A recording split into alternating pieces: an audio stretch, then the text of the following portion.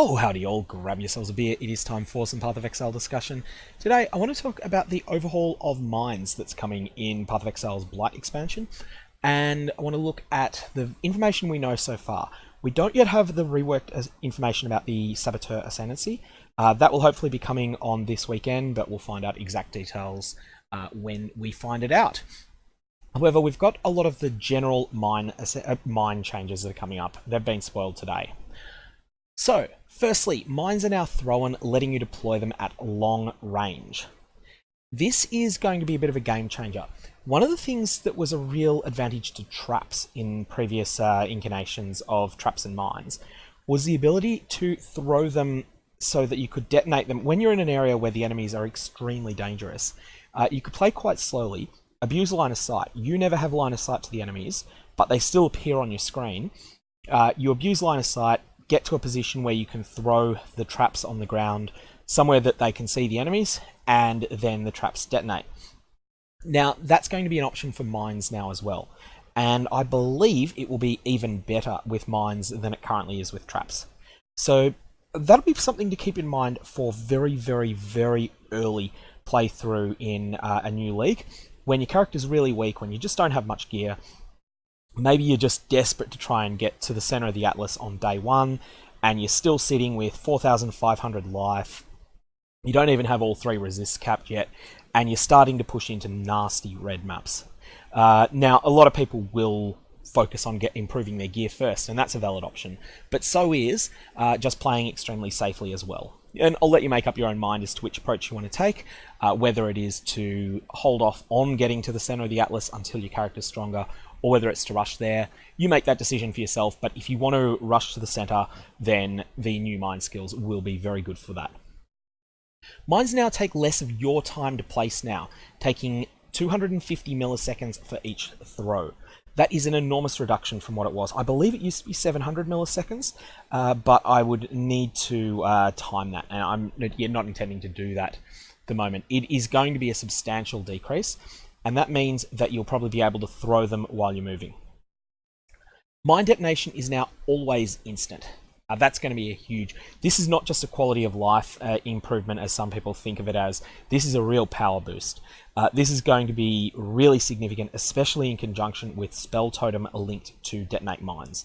That means that it will be actually instant. There's none of this, couple hundred millisecond delay when enemies can fire projectiles that might cause you trouble.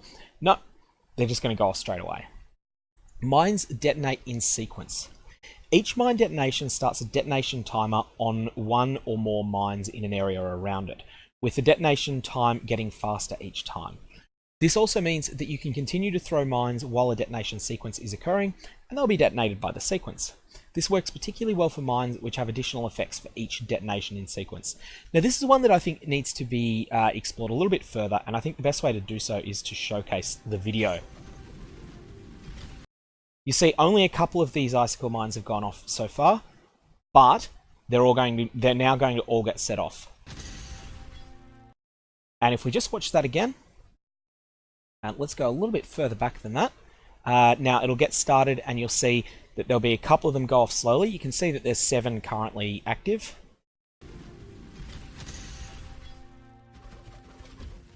And here's another one, another example with a Stormblast mine, and then there's a Pyroclast mine, which... This one looks like it's going to be absolute murder on graphics cards, but that's going to be fun. Don't run Pyroclast mines unless you've got a powerful rig. At least that's my initial thought. I'll have to find that out and test it out, see how it performs with lower NPCs. Now, mine skills now each have unique stacking auras that affect enemies. The more mines you deploy, the more auras affecting enemies around them. These mines are considered aura skills, allowing many aura stats from passives and items to apply to them. This is really significant. So this is going to cause a situation where there's going to be very different ways that you can build a mine-oriented character. You may try to amp up the aura side of things, take a couple of aura clusters, and then use those to try and bolster the damage output that you've got.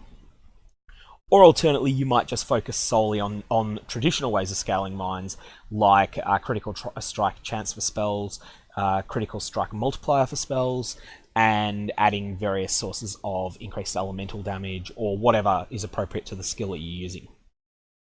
Mines reserve mana while they're active but have much lower mana costs. Now this is the thing that makes me worried about mines, about this mine overhaul. Mines have historically been very, very, very, very difficult on your mana. The last time I played mines, I played Glacial Cascade with linked to the remote mine support in a previous league, and I was having continual mana difficulties until I managed to pick up a Lavinia's Spirit unique mana flask. That's the mana flask that while it is still regenerating your mana, all of your spells cost nothing to cast. So I was using Lavinia's Spirit for a period. Val Clarity was another option that I could have used. And I think the first time I made a mine character, which was back when Poison Bladefall mines were good, again, I was reliant upon my Val Clarity back then. So you always felt like you needed to find ways to cheat mana costs for mines to feel effective. Now, mines reserving mana while they're active means you can no longer cheat mana costs via Val Clarity or via Lavinia's Spirit. You actually have to have the mana to reserve. You can test this in game if you want. Just make a newish character, or like take a low level character that you've got in standard, and equip the Hatred Aura, socket Hatred into a piece of equipment, and turn it on, and you'll see that it uses up 50% of your mana. So you'll go from, let's just assume you had 100 mana to start with. You go from 100 out of 100, then you turn on Hatred, and you'll be at 50 out of 50 with 50 reserved. Then you turn off Hatred, and suddenly you're at 50 out of 100. If you turn Hatred on quickly before mana regen does anything, you'll be at 0 out of 50, and if you turn it off, you'll be at 0 out of 100. I expect that mines are going to feel a lot like this. It is my gut feeling, without having played these changes, that a mana flask is going to feel absolutely mandatory. And not just a mana flask, you might even need to roll an instant mana flask to be able to play with mines in the new setup. Additionally, it's always been very popular to pair mines with Mind Over Matter. I don't think that this is going to necessarily be an option anymore, because if you're being hit occasionally and you therefore losing mana from Mind Over Matter, you'll find yourself in a situation where you can't then turn around and just and use more mines. So you'll be unable to kill the enemies that are attacking you. This is a very dangerous position to be in, being swarmed, taking hits, and unable to retaliate. For that reason, I think that most builds that use mines will no longer be able to combine them with Mind Over Matter. And that means we're going to need to find other sources of defense. The Saboteur Ascendancy is getting an overhaul. Maybe it will pick up some different defensive abilities. We'll have to find that out. But, or of course, you can use a different Ascendancy entirely. Mines can be detonated much earlier when deployed, including in the air. This is going to be an interesting one. So I think there'll be some merit to for an extremely high skill ceiling here, where if you throw a cluster of mines, it may be possible, and I'll have to test this out when we've got it, to detonate one mine in the air and then the rest of them when they hit the ground, to consequentially kill one enemy that is close to you, whilst your actual targets are of most of your attacks are somewhere away. Got to see this in practice though. I need to feel this to be sure how good it is. The base mine limit is now 15, up from 5. You can get up to 23 mines at once by combining passives and the Minefield Support. This is interesting. That's a lot of mines. You've always been able to get a lot of mines, but 15 baseline is a lot. Again, this is going to be constrained by mana. I think you might find that you need to actively source mana on gear as well if you want to be playing with 15 mines, much less 23. But we'll have to find that out. Base mine duration now 5 seconds, except for smoke mine, which is an outlier. Okay, I think in general most people detonate their mines really quickly. The exception, the time that you might want to sit mines out for a long time, is if you're planning on trying to insta-phase a boss with them, and the new reservation system might make that a little bit harder too. Stormblast Mine. So Stormblast Mine is a new skill available at level 1. When placed, it has a stacking aura that increases the damage nearby enemies take by 3%. This means you can ramp this up to 45% increased damage taken. That's essentially a more multiplier of 45% to your damage. If you can get 15 of these out, that is meaningful. And it would be meaningful for non-mine builds, except for the fact that I think that the opportunity cost of throwing that many mines, the time it takes to throw that many mines, will be prohibitive. When you detonate Stormblast mines, they release a lightning nova around them with a high chance to shock and increased shock effect. And we did see this one at the start of the... early in this video here. Boom, boom, boom, boom, boom. There you go. Icicle Mine was the first one we saw, a new skill available at level 12, and it replaces existing copies of Freeze Mine. When placed, it has a stacking aura that increases critical hit chance for hits against enemies around it by 10%.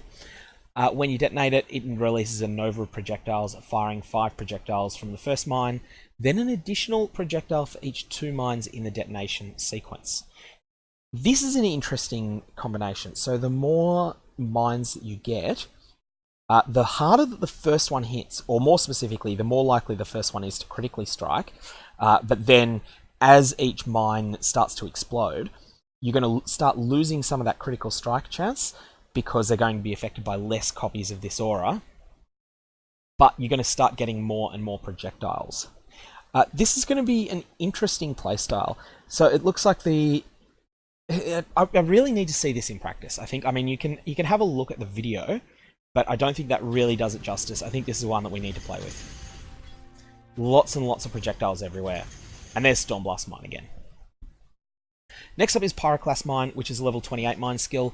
When placed, it has a stacking aura that adds fire damage to hits against enemies near it, which grows as the gem levels. So think of it as a mini anger. When detonated, the mine releases a fire nova and a salvo of mortar projectiles that fly up before raining down on enemies around the mine. As with Icicle Mine, for each 2 detonations in the sequence, an additional mortar is fired, and this replaces existing fire nova mines.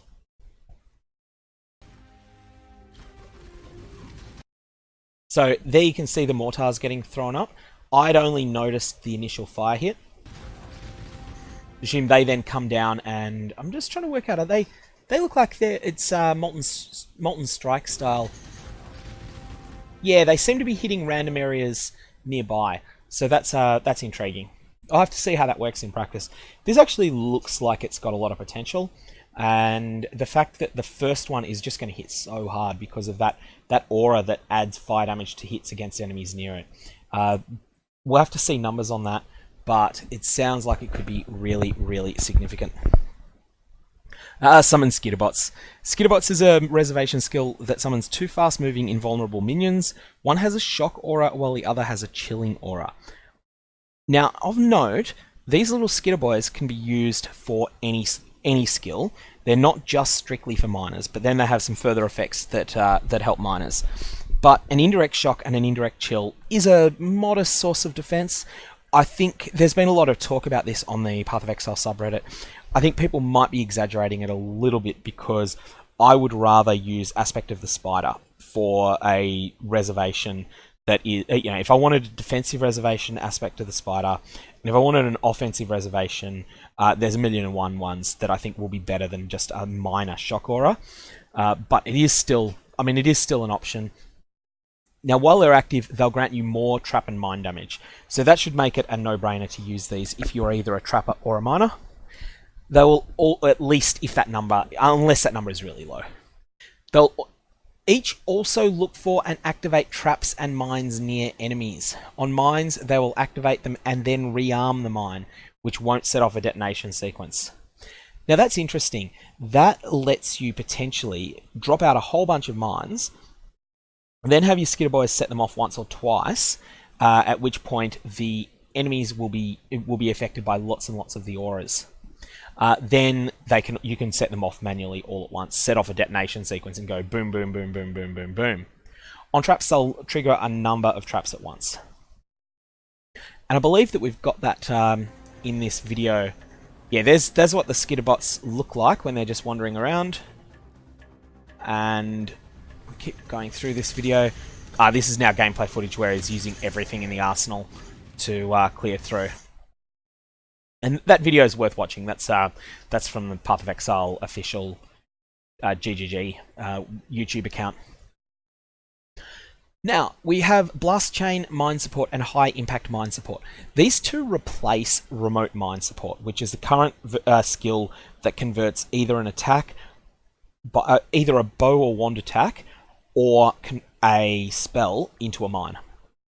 So existing Remote Mine Supports have been changed into Blast Chain Mine Support, a level 8 gem.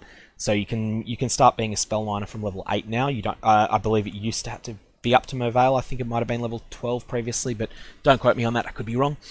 It turns supported spells, bow attacks, and wand attacks into mines.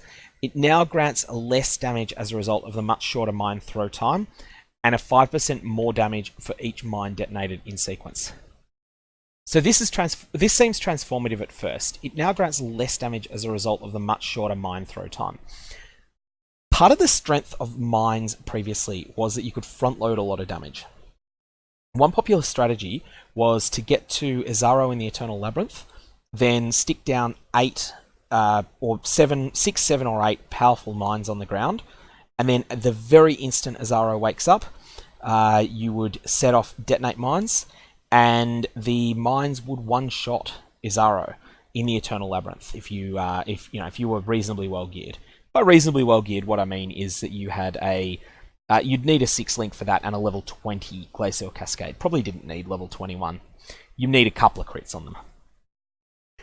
You could also get to the point where you were one-volleying Shaper with where you could one-volleying at least the phases of Shaper, not necessarily Shaper at 100% health, but Shaper you only ever need to do 50% damage in a single phase in normal play, so you could get Shaper down by 50% in one phase with it if you were really geared. And there were gear levels you could reach, although this was fairly extraordinary, where you could one volley, you could one volley Shaper at full health or Shaper with multiple players in the instance. So that was pretty insane. But it's now granting less damage as a result of the much shorter mine throw time. Currently, there is a big more multiplier on remote mine support, and a big effective more multiplier on the Minefield Support, which is the thing that lets you throw out more mines at one time. So this means that mines are going to lose some of that incredible front-loaded damage potential that they have now. That said, they could still be very good. We've also added a new support at level 31, the High Impact Mine Support, that also turns supported spells, bow attacks, and wand attacks into mines. The supported skills deal less damage, but have an aura that gives hits against nearby enemies a chance to deal double damage. So, those are the two options for turning your spells into mines. And I think one of the things that will be good with it is that they will be different to, when you're throwing them as mines, they will have a different playstyle to throwing them as traps. And so, yeah, I think I'm open to being impressed by these. I'm not sure that spell mines will still be good, but I'm very open to being proven wrong on that. I'm willing to give them a try. Swift Assembly Support is a new level 4 support gem for traps and mines. It grants a chance on throwing a trap or mine to throw an additional trap or mine, a smaller chance to throw 2 additional, and a tiny chance to throw 3 additional. It's particularly useful for mines, letting you get higher stacks of auras and longer detonation sequences without greatly extending your throw time. So this is just a new way to vomit out lots of traps and mines at once. Minefield Support does that at the moment, and I'll have to see what happens to Minefield, because they're saying here that it still does most of what it used to do, but I want to test that out in practice. Charge Mine Support. Similar to the Charge Trap Support, Charge Mine Support allows you to generate power and frenzy charges when detonating supported mines near enemies, with additional mine throwing speed per frenzy charge and crit chance per power charge. So that sounds like good stuff. The numbers will determine whether it is a mandatory support gem, a fringe useful support gem, or a terrible one, and we don't have the numbers yet. We won't get them until about 3 days before the Blight League goes live. Changes to existing gems and items. Minefield Support now places 4 mines rapidly, but with a slower total throw time. It now allows 4 additional mines to be placed, and it's a level 38 gem. Okay, so this is the top end support, level 38 gems being ones that you get latest, obviously, in the storyline. Usually that'll be towards the end of Act 4 for most players. So don't count on having Minefield early, but when you get it, it sounds like it will feel impactful. They mention that you place mines with it, place 4 mines rapidly. I'm not sure whether that wording has been deliberately chosen to mean place as in current mine functionality, you place them at your feet, or whether it means the new functionality of you just throw 4 mines and they go into the distance. That's just something that's a bit ambiguous wording here. Smoke Mine doesn't start a sequence when detonated, grants more movement speed than before, and modifiers to mine duration will apply to the speed buff's duration. Again, got to see this one in practice. I'm usually a fan of instant move skills rather than delayed ones, but if it's the best numerically, it'll get used. We've made changes to the Curtain Call and Tremor Rod unique items. We don't know what these changes are, so we'll find out.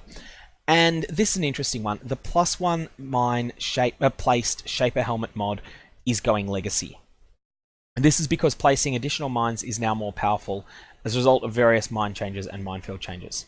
Actually not sure that it's going to be more powerful, but I will keep that in mind. So that's going Legacy, but that's yeah, that not being available will still be fine, I think. There's other ways to get more mines, more mines thrown. We're going to be showing all of the mine passive changes, Saboteur Ascendancy, and more new poison skills in coming days. And then there's the rest of this video. So let's just play the rest of this video, and then we'll have a look at a unique item. So, lots of really flashy looking skills there. And it's one of those things, you'll see that the enemies, the time to kill is actually quite, from the time that the mines are thrown until the times that they're actually killing monsters, is pretty high. Now, I'm not sure if that's just because the player that's playing this isn't really trying to blitz things down fast, or if it's a limitation of the skills. I don't like high time to kills. It's why I don't like playing totem builds very much. However, here you'll see he'll front load against it that fell. Here's just an insane amount of front loading, and then boom, boom, boom, boom, boom, boom, boom, boom, boom. So that was the video that they show that has a whole lot of the of the skills in action. It's worth having another look at yourself if you want, and just always worth keeping an eye on the Path of Exile, on GGG's Path of Exile YouTube page. Now here is a mine-themed item that looks like it might be intended as a chase unique, and this is one of the new unique items that's coming out. Machina Mitts, a unique set of murder mitts that give considerably increased evasion and energy shield, but you probably aren't scaling evasion that much as a Saboteur unless there's been major changes there, and 79 energy shield is not a lot. So defensively, these, so far, they're pretty poor gloves. 1% of damage dealt by your mines is leached to you as life. This is a phenomenal defensive mod. And it would want to be because most of the rest of these gloves is actually downsides. It is very hard for characters that are focused on mines to gain health, to recover health via means that are not life flasks. And this is something I found the last time I played a miner or a trapper. There's a couple of unique items that will do it, but generally speaking, you're on your own for life sustain and for mana sustain. Well, mana sustain, you have a whole bunch of tools that no longer work. But this will single-handedly solve all of your life sustain issues. All you'll need to do is not take double your life in damage in a 5-second period, and keep throwing mines. And as long as you're doing that, you will not die with these mitts on. They will be. I mean, that's a slight exaggeration. You can still take 105% of your life in a single split second. But generally speaking, you will not be your life as long as you're not taking more than 20% of your life in damage a second. You will probably recover enough life to keep you alive. Now, there's a couple of power charge related mods here. Firstly, 25% reduced recovery rate of life and energy shield. but 5% increased recovery rate of life and energy shield per power charge. So at 5 power charges, these two lines cancel out. If you've got more power charges, then your life and energy shield recovery will be increased. If you've got fewer than 5, it will be decreased. This works really well with the unique wand Chimeron, which drops from the non-Uber version of the Elder Fight. It also works well with the Void Battery unique Prophecy wand, which is always a very sought after spellcaster weapon in leagues. These mitts also have a pretty nasty looking drawback that I think is not as bad as people are fearing it might be. Lose 1 power charge per second if you have not detonated mines recently.